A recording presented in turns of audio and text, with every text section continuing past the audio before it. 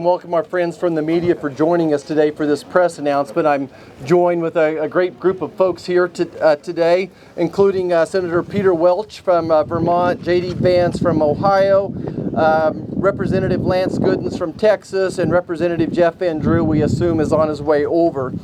I also want to thank our co-sponsors, Richard Durbin from Illinois and Tom Tiffany from Wisconsin, who are not here yet as well. We're here today to talk about our Credit Card Competition Act, and I think there's no one better to do it, to start this topic off than by a person who really lives and breathes this every day. So I want to start today by introducing Jenny Ostner from Kansas. She started her own grocery store, and I want her to talk a little bit about what credit card swipe fees, how they impact her business. So Jenny, please welcome and come up here and tell your story. Thank you, Senator. So I'm from a small town in Kansas called Conway Springs, and 15 years ago we lost our grocery store. And at the time my husband was a welder and I was a school teacher, and we had 3 kids under the age of 5, and he went to wash the car as I was making supper. And he came home and he said, a prominent woman in our community stopped me and said, you know, we need a grocery store and you need to open one up. And I thought he was kidding. But 15 years ago, it worked, and we built our store from the ground up with the help of many of our family and friends, and it was a labor of love to come through. So what we do is we provide that service to a community. We have fresh fruit, we have produce, we have meat that we butcher on site, and all of that helps us to provide for a healthy community. When our store was lost 15 years ago, we were back into a food desert. So in order for us to have our store now, we're able to help and provide that healthy food access to keep things going. And if rural grocery stores like ours close, then once again, we're back into a food desert. One of the big issues that we have when it comes to financing are swipe fees. So every dollar counts, every penny counts in rural grocery. And so if we can take time and take legislation to help us build up and save money so that we can pass that on to our community members and our school members and everyone in our community that are neighbors, it's a win-win for all of us. Jenny, I got one more question for you.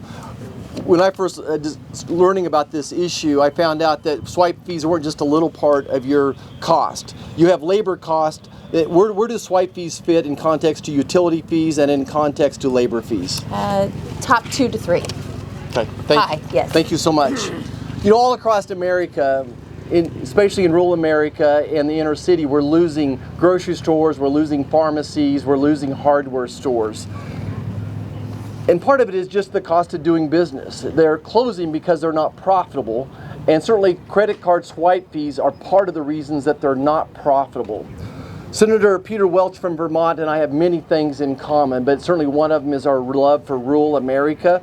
And whether it's working on broadband or swipe fees, I appreciate his support here. So Senator Welch, come up and share a little bit for us. Thank you very much, Roger, and I want to thank my colleagues. And Jenny, I really want to thank you because you just make it real. There's 2 propelling issues here. One is the free market. We don't have a free market in credit card swipe fees. We have a duopoly. You have Visa, MasterCard that have an immense amount of pricing power. They justify their high fees by saying they're providing a service. They are providing a service, but they're overcharging for it. There's no justification for the fact that merchants like Jenny, and merchants really all across this country, including some larger ones, pay those fees other than the pricing power that Visa and MasterCard have. These are the highest fees charged in any country in the world. So yes, it's a service, and small grocery stores like Jenny's have to accommodate their customers, but when she has to pay 2 or 3% more, it means that that high school student that was looking for a job, Jenny doesn't have a chance to hire. So competition is really at the heart of this. Make an opportunity for the market actually to be a factor in what the price is, not just the pricing power of Visa and MasterCard. But the second point is the one Roger referred to. Rural America is really important. And it is our goal here in many different ways to do everything possible to revitalize rural America. And that means we've got to have strong community retail stores, strong community grocery stores. And this expense that is excessive, the highest in the world, because there is no competition, is a foot on the throat of rural America's aspirations. And I happen to believe, as Roger does, as all my colleagues do, that there is so much rural America has to offer all of America that, yes, we want to help allow competition to bring down the prices, and for our small retail stores in all of America, but especially rural America, prosper, thrive, and serve their community. So I'm delighted to be here with my colleagues and have this effort to have bipartisan legislation passed that's going to help the Jennies of Kansas and of Vermont and Ohio and New Jersey. Thank you very much. Thanks, Peter. JD, you're up. Great, thank you. Well, I want to thank Senator Marshall for putting this together, and thanks to all my colleagues back here, Democrats and Republicans, for being here. You know, I just want to make a couple of observations. So one of the things that I consistently heard on the campaign trail, I've heard in my 6 months as a senator, is from Ohio small businesses who are being crushed by these credit card transaction fees. It makes it harder for them to start a business, harder for them to keep a business open. And if we want to have, as Peter just said, a vibrant rural America, we need to have small businesses that can actually operate and can do their job, can do their businesses without being crushed by this duopoly. Now, I'm a Republican. Republicans traditionally believe in the free market, and I know Roger and I certainly do, but to have a free market, you have to have buyers and sellers who are negotiating on at least a somewhat equal plane.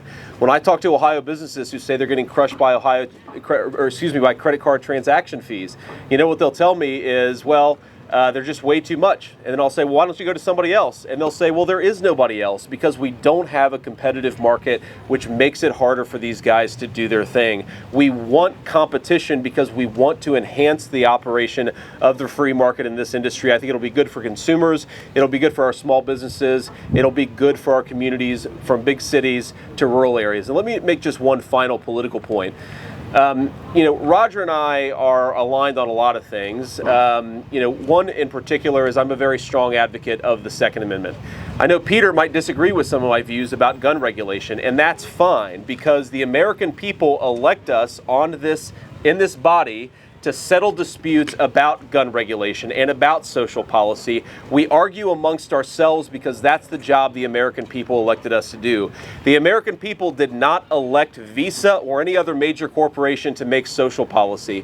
And I'm up here because I support this policy, but part of the reason I'm up here is because a couple of years ago, Visa and a lot of other big American companies started to stick their nose where they don't belong. And so my message to Visa and to anybody else, if you want Republicans, if you want the party traditionally of free markets to let you do your job, then don't stick your nose in the social policy of this country. Let elected representatives, Democrats and Republicans, make those decisions. It is ridiculous for so many of these companies to be stabbing conservative voters in the back and to expect their bought and paid for Republican politicians to do their job for them.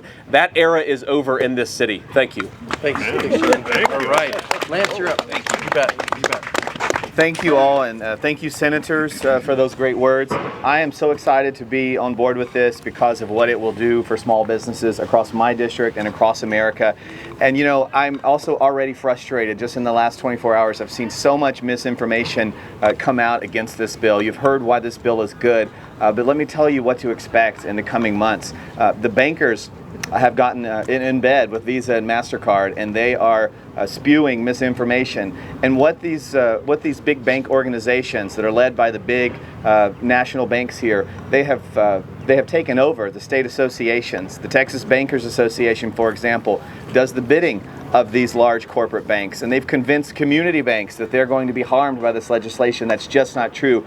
Most community banks in the United States won't even be affected by this bill because of the numbers that they don't even meet the threshold on. And so I am talking with bankers in my district saying the information they're getting is not true. I had a long conversation with one yesterday, and when it was over, he said, I didn't realize that these talking points I was given actually are not factual and don't affect my bank at all. And so we're finding that when you sit down and you have a conversation with your local banks, they realize they have been misled because the big banks have taken over the messaging against this bill. They're also spending money here in this town to influence think tanks and groups that are coming out against this bill, saying it is anti-free market. The reason these groups are saying that is because they're getting checks from these companies that have been living high on the hog for so many years. It's understandable. I understand why Visa and MasterCard are doing this. They've got a really great deal.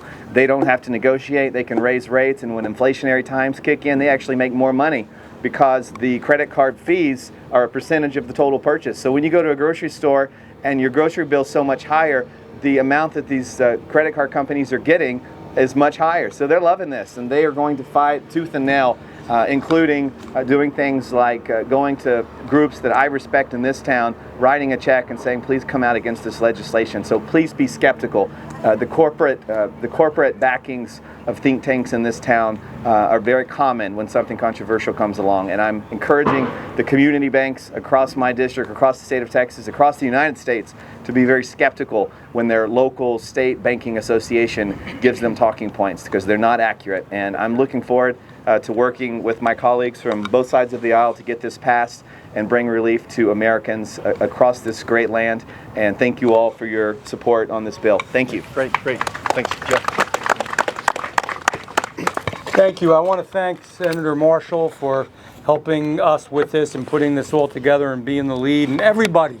I want to thank all of you that are here, because it does require a little bit of courage, and you're certainly going to get a little bit of noise, some political noise, but I think you have to stand up and at times do the right thing. You have all seen, every time you go to a restaurant, in fact, I've noticed some of the restaurants now, they actually have a little sign that they're going to start charging. They can't help it.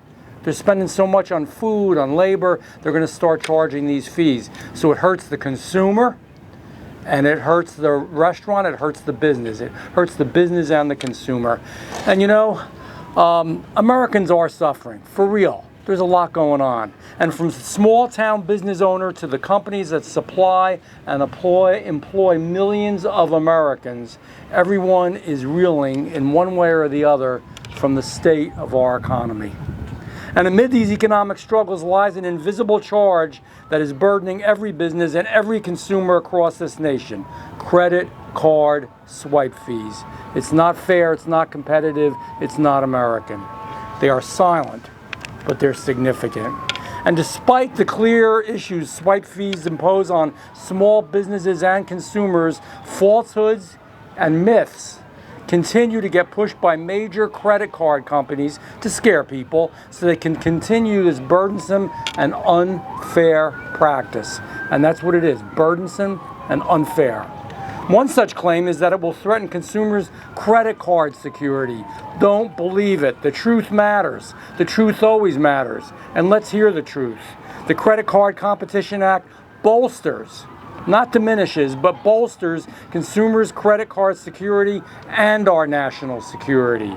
These credit card companies claim that they only they, can provide the necessary to protect credit card use. Yet by opening the marketplace to credit card networks that have already established trust both with banks and consumers through their handling of debit card transactions, we are diversifying the playing field, which is a good American thing, and injecting competition, which is a good American thing, into a stale marketplace that will spark security and innovation. This bill also counters the increasing financial security threats our country faces from the communist Chinese government. It actually counters it. While our president and this administration refuse to stand up to geopolitical threat that foreign adversaries pose to our nation, we will stand up and we will not refuse. The Credit Card Competition Act boosts the security of financial systems, protects the integrity of our transactions every day, and harnesses the power of competition. Good old American competition. When did we stop believing in that? Tell me when. I hope never. To give small business owners real choices when it comes to those who process their credit card transactions. And we are combating this anti-capitalist market in order to put money back into the hands of where it belongs. And you all know the answer. It's the American people. The money belongs in their hands. And American business, the money belongs in their hands. That's the truth. If truth matters, now you heard the truth. And that's why I'm proud to help lead the introduction of this really important legislation. It is ultimately an American piece of legislation. Thank you. Thanks, Jeff. Thanks, Jeff. We have two more people I want to introduce. The next is Mike Beal, who's the CFO for Ball's Foods in Kansas City, Kansas. When I look at a problem like this, I don't look at problems in silos. I think of all of this is really about nutrition. It's about food, making sure that there are not food deserts. The first time I met Mike Beal was at his grocery store in Kansas City, Kansas a couple years ago. His grocery store was the first one in the nation to do double bucks for the SNAP programs for making healthy choices for food. And then I found out that his grocery store is also working hand in glove with the food bank programs as well across the state. This is what I think about the small grocers, how involved they are in communities. So when I see something like credit card swipe fees being more expensive for them than it is health insurance or utilities, then it has my attention. So I appreciate Mike being here. Mike, give us a good word. Thank you. You bet. Marshall. First of all, a big thank you to Senator Marshall, Senator Welch, Senator Vance, Representative Gooden, and Representative Van Drew. These folks behind me, the senators and representatives, have big targets on their backs, and they are the ones taking the blunt of all the false information that's out there in the industry about how this is going to hurt people. Competition has never been a four-letter word in our country. In fact, it's driven success in our country. So thank you very much for your leadership on that. As mentioned, my name is Mike Beal. I'm the Chief Financial Officer of Ball's Food Stores.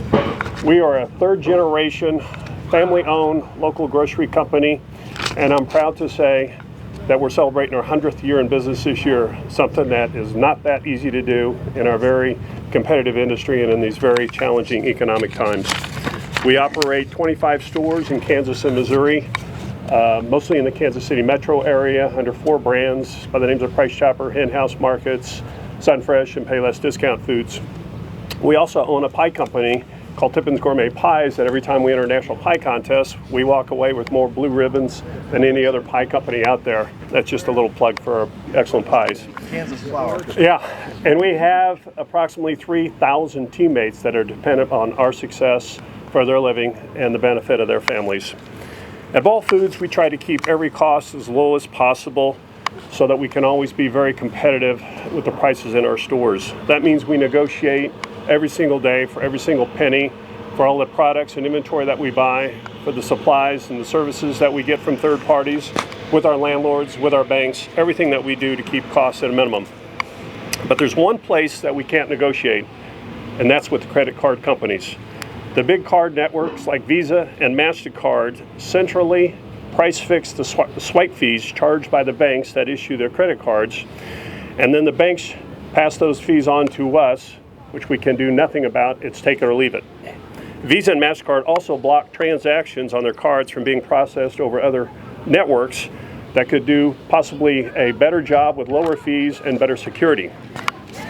In short, there is no competition over credit card swipe fees, but the Credit Card Competition Act would fix that by requiring that the nation's credit card companies and the nation's largest banks enable a second network on each card.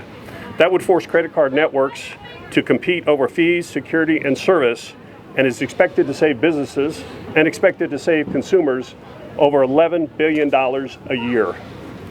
Small businesses are calling out the loudest for the swipe fee reform because we are hit the hardest by these fees. Small businesses pay the highest swipe card fees. We don't have resources to navigate complex credit card contracts, and we definitely do not have any kind of leverage to get lower credit card swipe fees. Small businesses need swipe fee reform, and we need it now. Between high inflation and high interest rates, small businesses are struggling today more than ever. No matter what we do to keep costs under control and hold down prices for our customers, the credit card companies keep taking their percentage right off the top. But with this legislation, credit card companies would be forced to compete for our business the same as our company competes for the business of our consumers. And I know that our company will pass along the savings from this legislation along to our customers, because if we don't, the grocery store across the street or around the corner will do so. That's the nature of good competition. Folks need to know that as inflation gets higher in any industry, the credit card companies come out better because their costs are fixed. It doesn't cost any more to process a transaction that's $10 than it does for one that's $1,000. So as the retailers or the service providers retails go up, credit card companies make that much more money, exponentially increasing their profits. Fixing the U.S. economy is not easy, but bringing competition to the broken credit card industry is something that can be done today and a step that will have a major beneficial impact to consumers. I call on Congress to make passage of the Credit Card Competition Act a top priority. Thank you for this opportunity. Yeah, thank you, Mike. And then our last speaker is Brad Close, who's the NFIB President and CEO. Brad, thank you for your leadership and your help here. Thank you, Senator. You bet. Yep.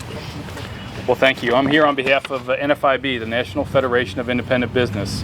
We represent small businesses all across the country in all 50 states and in all industries. Our members are truly small. They are average 5 to 10 employees, really the little guys. And to be a member of NFIB, you cannot be publicly traded. So one of the unique things about NFIB is that our members set our policy. We don't sit around a table in Washington and decide what's best for small business. We ask them, they tell us, and then we go fight for them. And 92% of small business owners said that they want a choice when it comes to processing their credit card transactions. Right now, they don't have that. What they want is a level playing field. For a small business owner, they've got to compete every day, not just against local businesses, but oftentimes against their big business competitors, as well as credit card companies. So what they really want is that choice, so that they can decide as owners what's best for their business. What's the plan, the processing plan that's going to be best for their business, not best for a bank and not best for the credit card company. Thank you. All right. So, just a couple points I want to emphasize before we open it up for questions that we may have missed. First, I want to recognize Zoe Lofgren from California also as a co-sponsor of this legislation. I want to put this in perspective. Americans pay 7 times more for swipe fees than the EU does, 7 times. So in the EU, the average swipe fee is 0.3. In America, we're paying 2 to 4%. So what does that mean to that single mom that I delivered, 15 years ago? It means when she fills up her car with gas, she has a hidden tax there. If its gas is $4 a gallon and she has a 4% swipe fee, she's paying an extra 16 cents per gallon. Americans are paying on average $200 more per month in swipe fees than our friends across the pond. It's simply not fair, and it really boils down to just a lack of competition. And what this legislation does is it forces the bank to make a second choice for the router on the credit card. That's all it does. The bank gets to choose the second option, so therefore they can be responsible for making sure they hire a credible company. And by the way, that company cannot have a foreign government ownership in it. So China Union is not even eligible for this, so that's why we're improving the cybersecurity standpoint of this. I want to talk about community banks just for a second. Something near and dear to my heart. I've been part of a community bank for over 20 years now. We exclude every bank whose assets are under $100 billion. Now, I can't speak to all the states up here, but there is no community bank in Kansas, no bank in Kansas with a home domicile in Kansas with that type of an asset. So they are excused. All we are doing is injecting competition. Capitalism without competition doesn't work. So that's what this legislation does. It increases competition, and that should help drive down our swipe fees. Again, our retailers back home are paying more for swipe fees than they do utilities or the cost of health insurance for their folks. So those are a few of the talking points. Happy to open up for a couple questions. Yeah, go ahead, sir. For I guess both parties, have you talked with leadership at all? What have they said? Peter, you want to? I'm happy to. So obviously, Peter's leadership is a co-sponsor here with Richard Durbin. I think it's got a tough row ahead of us, but I think JD being on the bank committee, will be there fighting. Peter, anything to add? You know, you want to get to the end before we are at the beginning.